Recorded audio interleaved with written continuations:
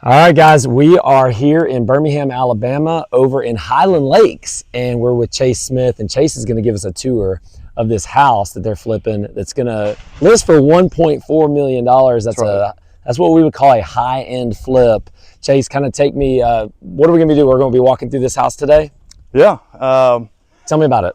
So we found, a house this size takes a while to flip. I mean, even the demo on something like this can take a few weeks when you're dealing with a bunch of bathrooms and right at 7,000 square feet. Whew, that's a big house. It's huge. Have you flipped a house this size before? Close, but this will actually be the biggest house I've done. Gotcha. So our bread and butter houses, you're anywhere from 1,500 to 2,500 square feet. I'd say that's normal. But we do, several times a year get some properties that are $1 million plus, and typically those are going to be, 5, 6, 7,000 square feet. Yeah. So this one was built in 2000. So we're going to do stacked stone on this part, and then the body of the house will be painted. We're going to take off, the old shutters. A lot of people, instead of doing shutters now, are doing a board above the window, so we're going to do that. This one has a main level garage and the basement garage, so you've got 4 parking spaces. And guys, real quick, this is obviously an active job site. It's going to be loud, so bear with us.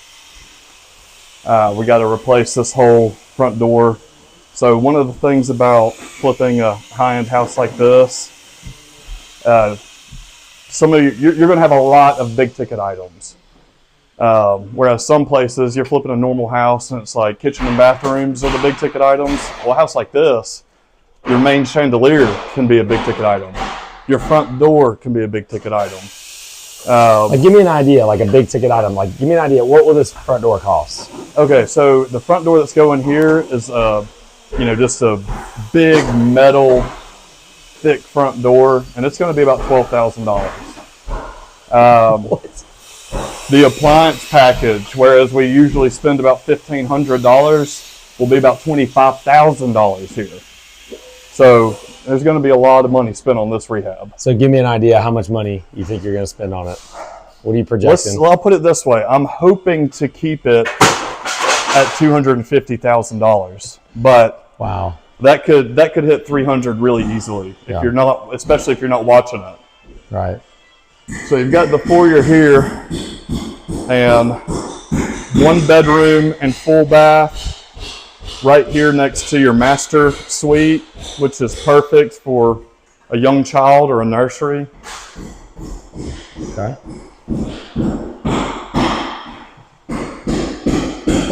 Real quick, let me ask you about this, Chase. So what do we have in here? This is, I guess, the cable and the telephone, the internet.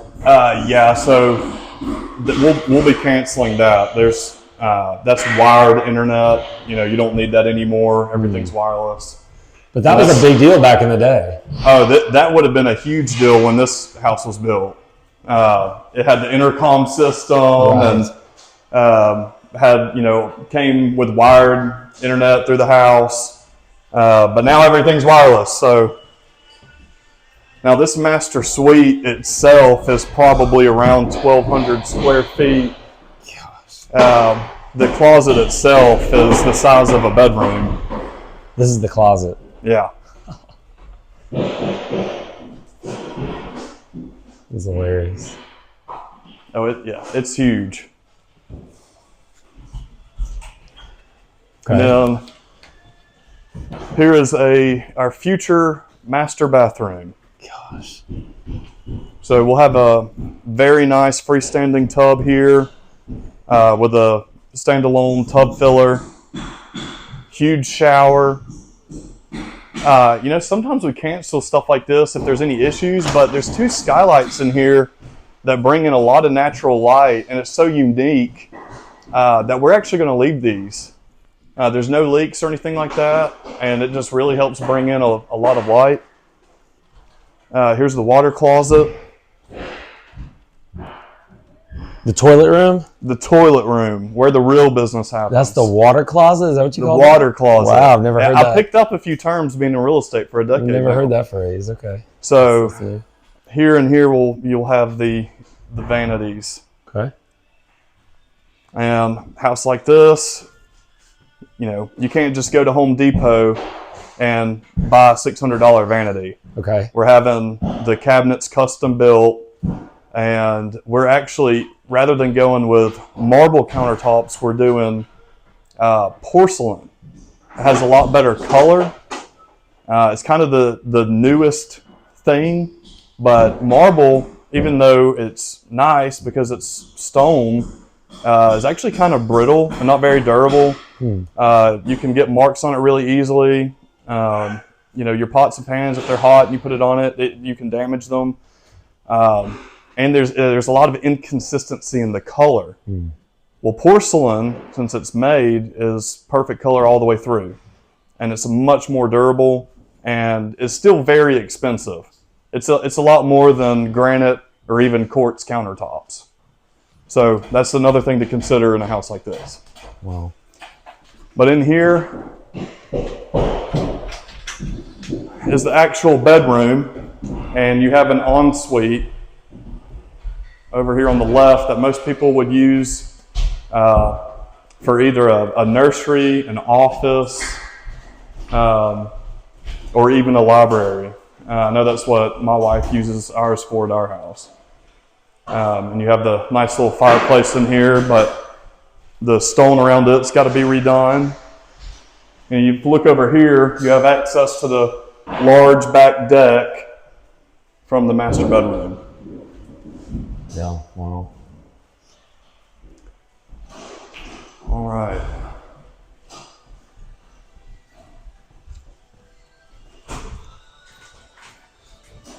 Chase, how do you, I'm going to ask you how you found the deal, but what kind of condition was this house when you first got it? Oh, it was filled with stuff. It was a hoarder home for sure. And that takes a lot of demo, I'm assuming. A lot of dumpsters. Yeah, we've already used 16 30-yard roll-off dumpsters here. 16. Yeah, it was a lot of square feet to fill up, and they did it. So they've been here for a while. It was a financial distress situation. We kept them from foreclosing on the property. If they had foreclosed, they would have gotten nothing. We were able to come in, do a cash deal, close quickly. So we saved their credit and put money in their pocket. So that was a win-win. Wow, okay.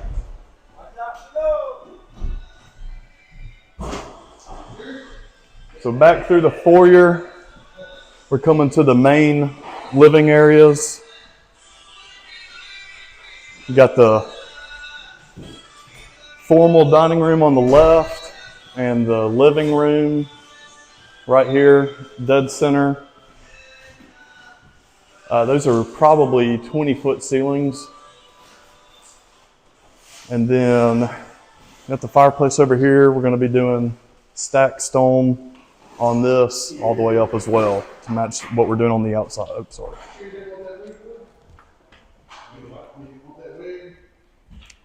Now you want to talk about spending some money. We're going to spend some money here. Wow. So tell us where everything's going to be. You're going to put an island back, you're going to cabinets. Yeah, so we're going to have, there's your pantry, but we're going to have an island here. It's going to be reconfigured. We're actually going to have two islands because they're going to go this way. And we're going to put in Z-line appliances. That's the new cool appliance to have. So that's what I was going to ask you back there. How do you know porcelain? How do you know to do that? How do you know to put those type of appliances in? So I would love to claim that I knew that, but we actually brought in a designer on this house because we knew it needed a real personal touch. And she gave us some of those ideas and said, hey, you know, these higher end houses, people are really going crazy over the Z-line appliances. And she's the one that also brought up the porcelain countertops. And, you know, we get used to our own routine over and over again. It's nice to have an outside perspective on some new, fresh ideas. Especially if you don't know, you don't do many of these houses. Probably. Right. You want to be dealing with somebody that knows what they're talking about, because you could sink $300,000 into this rehab and do all the wrong things. And then you've got a property that's sitting. And all this connects to that deck on the back. So you tore all this out? Yes. So the brick, we felt like just made it look dated. Gonna do the stacked stone. Your main level garage comes through there. And these people obviously planned ahead a little bit, because right here, it's framed in for an elevator. So the elevator is not in and the shaft isn't in, but we're going to use it as an additional pantry. Okay. But you can put, this is framed up for an elevator. Wow. So somebody that's, you know, going to be retiring soon, wants to, you know, it to be their forever home, they can always add that as an option later. Now, Chase, I probably know the answer to this question, but why wouldn't you go ahead and put the elevator in? I think we both know why. What's the cost on something like that? That elevator would cost about $40,000 to $50,000. Okay.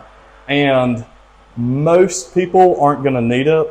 And when we're doing a house like this, we want to appeal to as many buyers as possible. And you'll never get that money back. You'll never get that money back. There's a small fraction of people that would actually use something like that. Right. And so it's nice for those people to know they can add it.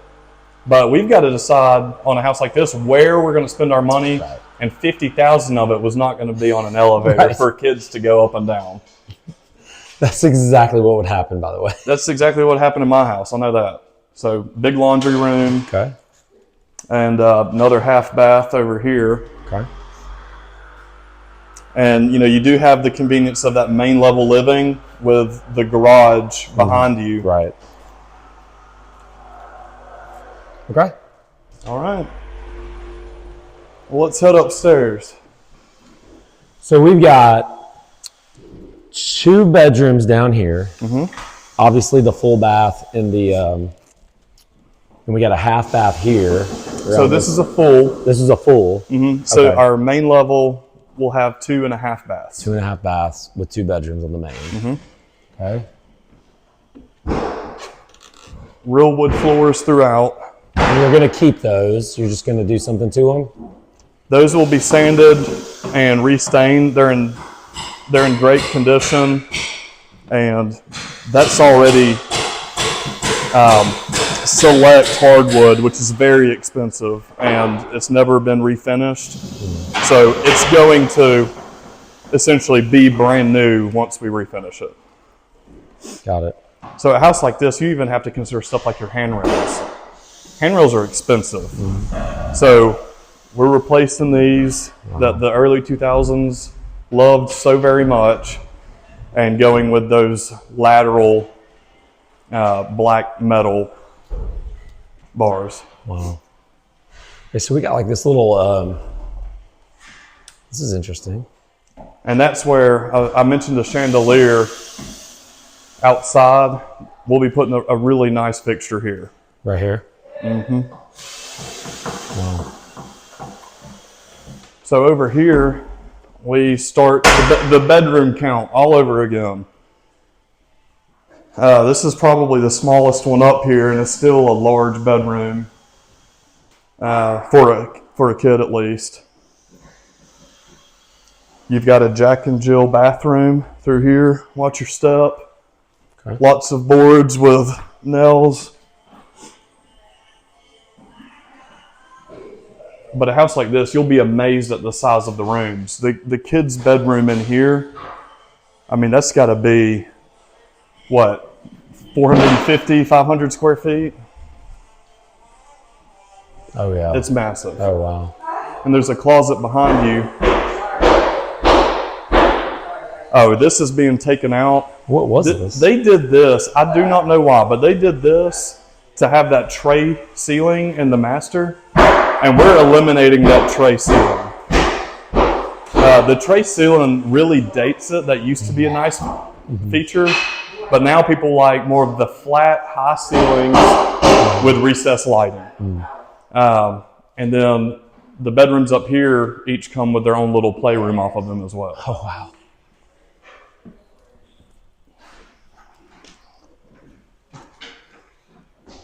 Wow. Okay. So we'll head this way. So that's 2 bedrooms and a bath already. This is bedroom number 5 for the house. Again, very large, probably 400 square feet in here. How much is it going to cost to paint the whole house? You want me to say what it would normally cost someone to paint Sure. this size house? Okay. Sure. For you to paint a house like this, just the interior, it'd run you $30,000. Yeah. And that's In walls, 2 weeks? trim, In a week at least. I mean, it would take several painters 2 weeks. It's a very large home. You have some high ceilings. So in there, you'd probably need to set up scaffolding to be safe. So it's a process. Wow. And I'm assuming you're painting the whole house. Oh yes. So we are painting the whole house. Sanding all these floors, refinishing all these floors. Redoing all these bathrooms. I mean, this is just another kid's bedroom upstairs, and look at this ensuite bathroom. It's incredible. That tub's going to be coming out. Another freestanding tub. Why is that? I mean, I think I know the answer, but I'm just curious. Why the freestanding tub? Yeah. It's just a nicer look. Those inserts aren't as nice. Is there anything that you could keep or would keep just to try to cut costs, just try to save something here or there? On some houses, that might work, but in most, it doesn't. Because once you replace everything else, that thing that you kept looks old. Even if a kitchen was redone 8 years ago and it's still a beautiful kitchen, but when you have completely new bathrooms and paint and flooring and all that, well, all of a sudden that 8-year-old bathroom starts to kind of look a little shabby. And then, of course, everybody that comes through the house is scratching their head like, well, why'd y'all redo the whole house and keep the kitchen? Right. Now, there are houses that we buy that if they were built in the last 5 or 10 years, that, we might buy and just do paint and carpet. And we'll do a paint and carpet that matches everything in the house if it's in really good shape, because that makes more sense than doing a full remodel on a house that's, 7 or 8 years old. But so, on something like this, though, I mean, you're obviously, if someone's to demand 1.4 million, you need to have everything. Yeah, for a tip top. For a high price, you need high finishes. So over here, it could be a 6th bedroom. I don't know why you'd want it to be. Oh, there's another half bath here. Sorry, I pointed at the wrong one at first. This is just a closet. This is where the elevator. Oh, I'm sorry. This is the elevator. Yeah, this is where the elevator comes up. It's hilarious. Another half bath up here, and then you have a huge craft room. So this could be a craft room or a playroom. We're calling it the craft room because there are so many cabinets and countertop spaces in here. And you're going to try to keep some of these cabinets? We're not going to keep all of them, but that would be incredibly expensive to put all this cabinetry in here. So we're going to keep some of it and set it up as a playroom. I don't think we we need the stuff on this wall, for instance, and that helps us also make sure, we had a couple of broken drawers on this side. So before we go painting all these cabinets, we can take a couple drawers from over here that we're eliminating and make sure we have a nice matching set everywhere. But this is you couldn't ask for a nicer space, for crafts or playroom. And I know it looks like an Easter egg right now, but that will change. This is above the garage. Yes. The this up is top garage. This is probably about a 700 square foot room. It's wild. Okay. So, do you want to go down to the basement now? Of course. Yeah, let's go down to the basement. So this was completely unfinished, but it was already framed and was already stubbed for a couple more bathrooms. So it really, even though it's already a big house, when it's already framed up and you're just having to come in and basically do drywall and flooring, it just makes sense to go ahead and do it. All of the electrical was already run, all of the HVAC. So we're just coming in and finishing it out. Probably don't have power down this way. It's okay. But we can see a little bit.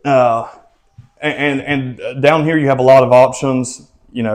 What I might call a bedroom, somebody might end up using as a home office. Or you could put like a movie theater down here. Yes, and that was actually one of the things that we were doing. I don't know if you can see in here, but this one is set up as a bedroom.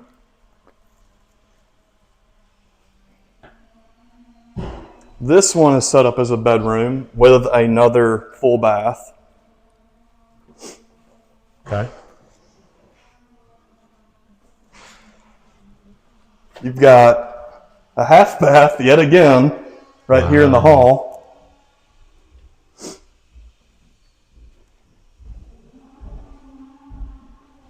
And then this is what I would personally use as a workout room. It's a huge space. You see the common theme in this house. Right. And this is what I would use as the theater room.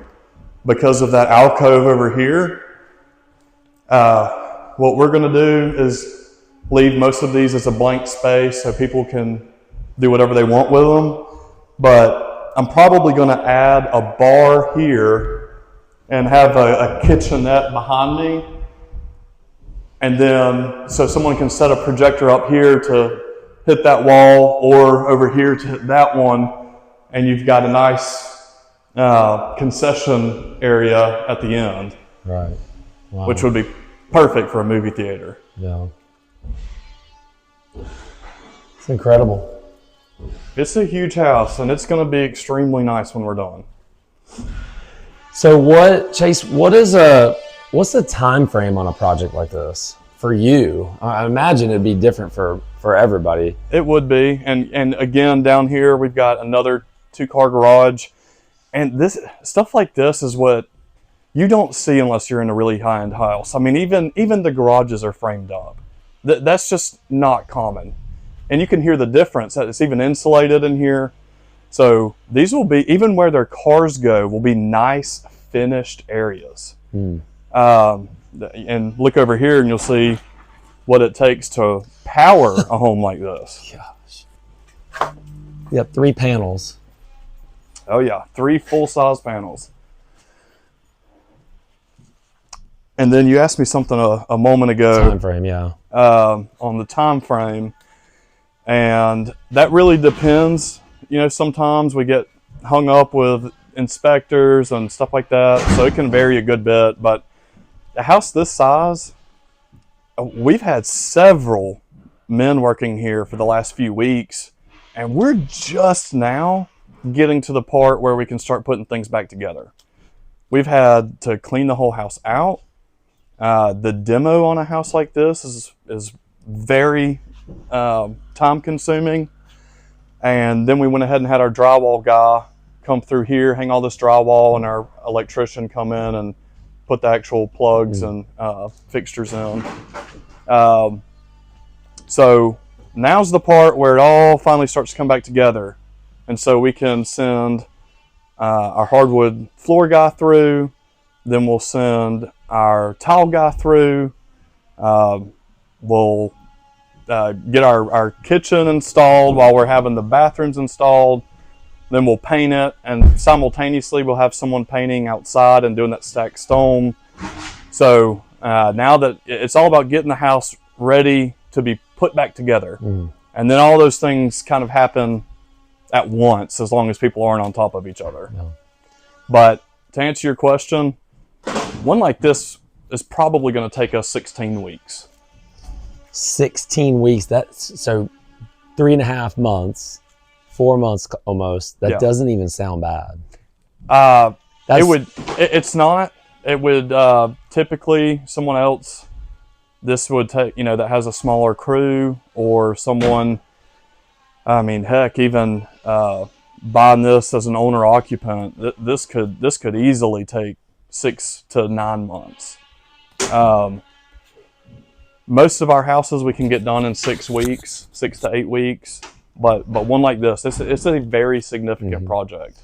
Now, it's so significant that you're having to pull crews off of other, because I'm imagining you got a lot of projects going on right now. We mentioned in a previous 50 in the pipeline. 50 right now. Right now. So that counts ones you have under contract to buy, ones you've already bought and probably haven't started yet, ones you are in construction, ones that are on the market haven't sold yet. There's 50. 50. That's a lot. 50 or 51. So is this a situation where you kind of have to pull your resources from some other projects? If you do it right, no. But you want to see movement on something like this. We want to get this thing on the market for the summer, before the summer's over, because we get more action that time of year. But this will, we do have to kind of end up pulling some guys from some other projects, but not bad. We don't want to have anything just sitting. So times like this, we might bring in some extra subs that aren't our typical subs. We're going to want to put our best crews on something like this. So if we're taking a chance on a new guy, then we're giving them the 3-2 in Pinson, putting them somewhere else, and putting our good guys that we know deliver quality here. Just in case there is a mistake or an issue, it's not on a $1.4 million house. For sure. Okay, so take me through some of the numbers if you don't mind. Love to know what you got it for. Okay. And you already mentioned you're going to try to stay under $300,000 for the budget. I don't see that personally based on everything you're telling me, but I'm not going to spend $30,000 for a paint job either. Right. But just what the general person and would I hear spend. you on that. But take me through the numbers. And also, Chase, if you don't mind, I'd love to kind of know how you financed it too, because when the clock's running on money, on a $150,000, $250,000 house, even it's a lot different than a $1.4 million house where you bought it for a lot, whatever you bought it for, and then plus your rehab money. So I will say this is not the typical deal. This was an extraordinary deal, and it was brought to me. I was told a price, and I said, yes, I can do that. So this was brought to me by an agent, somebody that I've worked with many, many times before. We have a great relationship, and they even said, we don't want just somebody doing this. We want you doing this. So let's make this thing work. But I bought the house for $485,000. And so that's a big spread. And again, that is not your typical spread on a house. But few people are willing to take this kind of gamble on one project. So take it through for the folks that don't understand, because I understand a little bit, but why it doesn't sound like a gamble. Why is it a gamble? Well, our market is really touch and go right now. It is not the same market we were in 2020 to 2022. So things are sitting a lot longer. There's a lot of holding costs. It's a huge rehab. And you never know what it will actually sell for. You can do the best job in the world, but if people aren't buying, they aren't buying. Especially certain price points at different times are affected differently. If this was a $500,000 house in Highland Lakes, it'd probably still move pretty quickly. But we're talking 1.4 million. There's very few houses in Highland Lakes that have sold for that kind of money. So you're really pushing the envelope here. Right. But it seems like you're doing the finishes or about to do the finishes that would warrant that number. Right. So, and that's all we can do. What I like to say is the rest is in God's hands, and my agent. Right. So we do the best that we can, and the buyer that is supposed to come and buy the property will. We can't tell the future, but high risk, high reward. I do like to set a minimum. I have a number, at all times. It's like, hey, this is my, ditch this house and let's get our money out and go kind of number. And when that number is something that I know I could make a few phone calls and sell it at, it's worth that gamble to me. Yeah. Now, is this a private money situation, or how is this like the interest is rolling? So with the amount of projects that we're doing now, we do use some private money, and I have a couple lines of credit. This particular property is just on a line of credit at the bank, and that's just the purchase. So 80% of purchase went on the line of credit, because again, I'm advertising that I'm paying cash and buying as is. So I have that set up with the bank where I'm still not doing an appraisal or anything like that, and it still was not contingent on me getting approved. We never make an offer on something that we don't have the cash to buy, but at closing, we do push some of those properties to our line of credit to use some leverage. Sure. Because the box that you check just says cash or no financing contingency. And there is no financing contingency. Right, gotcha. So we bought it for $485. We're shooting for $1.4 million. We're going to have a 5% agency fee in that. We're going to have some closing costs. That's a big payday for an agent. That's a big payday.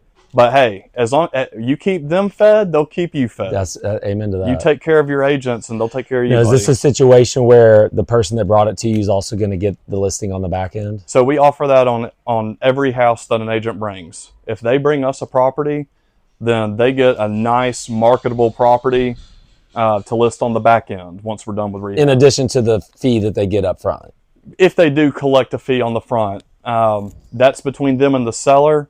Right. And as long as we're able to get it for the number that we're able to get it at, then I'm okay with that. The only time it ever becomes an issue is when they're trying to get paid on both sides and there's just not room. Yeah. Like the seller's in a really tight spot, and I'm sitting there saying, hey, there's no way in the world we can pay over, say, $200,000 on that property. I'd love to work with you, and you're going to get a listing from me afterwards, but there might not be room. In most cases, there's not room to double dip. Gotcha. Can we look at the outside before we wrap this video up? Because it'd probably be a long walk to walk around the house. Oh, yeah. All right, which way are we going? Well, we can take a look at the back of the property while we're this way. So that's a pretty large retaining wall. Yeah, and so this is something you want to check when you're walking a property this size, because if you had to replace a retaining wall like this, it'd cost you, oh my goodness, $40,000. Maybe even more because it goes so far back this way. Wow. So that's 10 feet. I mean, that's almost 10 feet. Yeah, I believe it is. So underneath here, we're actually considering putting in a hot tub. This property doesn't come with a pool or anything, and that was another reason we wanted to really wow them on the inside. The yard is fine, but you don't have a huge backyard. You have a really nice deck and an area for a fire pit up here. But we wanted to add, something else, another amenity to the outside. So I think we're going to put a hot tub down here and hang some lights and just make it a cool outdoor hangout area. Okay. Can we go up these stairs? We can. Take a look at the where you're going to put a fire pit in. Up here, yeah. So again, it's just us trying to add some personal touches to it, and I feel like a property like this requires some personal touches. Everything that isn't covered is going to have to be replaced. So watch your step over here, it's rotted out, but really nice deck. You have all this privacy back here because you are surrounded by woods. And how much land is there? The lot itself, I think, is about either a half acre or 2/3 of an acre. Oh, wow. But you know, you Seems have like more. And it might be. I don't have it in front of me, but I think it's being surrounded by the trees makes you feel like it's a bigger outdoor area.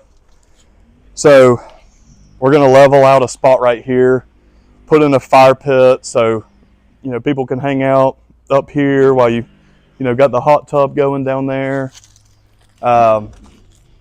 Because you know one thing is that a lot of these high-end properties like this do have a nice outdoor amenity, whether that's a pool, an outdoor fireplace, outdoor kitchen, or even all three.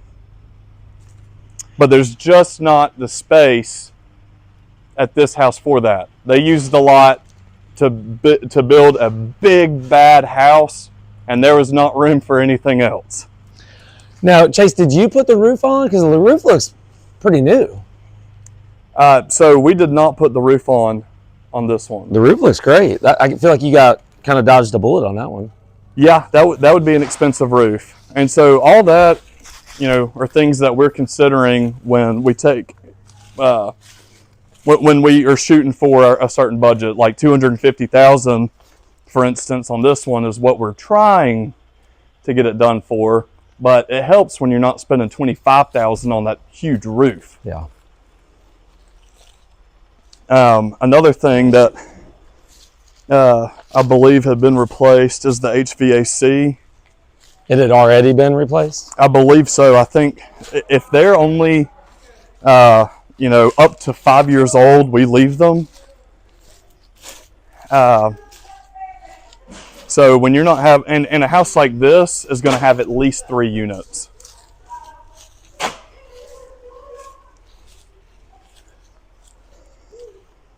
I haven't gone through here, so okay. We're going on an adventure together today. All right, here we go. All good.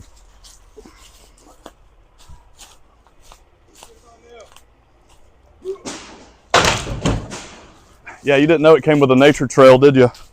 Oh man, I'm a big hiker. This ain't no big deal. And is this on septic, I'd assume? Is that something you check for? It's, we do check it. I don't have it in front of me, but I believe this one's on sewer. Oh, wow. I didn't know they brought sewer out here. So now we're back up to the front. And I'm telling you, the outside elevation of this house is going to be completely different when we're done. What do you mean by that? Just the face of the front. By the time we're doing a couple different shades to give it some depth on this one, and then you know, like we were talking about with the stacked stone in the front and taking out those old shutters, it's going to look like new construction by the time we're done. And the lot continues around this way if you want to take a look. Yeah. Well, the thing I noticed when I first pulled up is these trees out here that kind of, you don't really get much curb appeal because these trees over here to the left are kind of blocking the view of the house from the road. Is that something do people want that privacy? Well, we do that intentionally.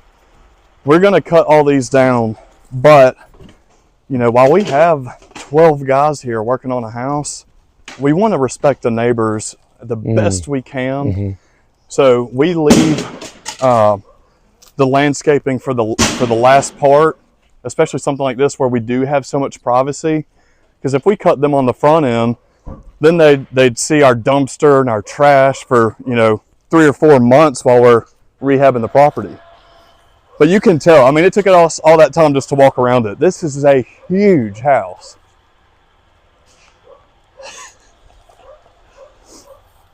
When, obviously at the price you got it for, Yes. it makes it less maybe intimidating, but is this one of those ones where you maybe, I don't want to say you're nervous about, but this is such a bit, this isn't one you would do every day.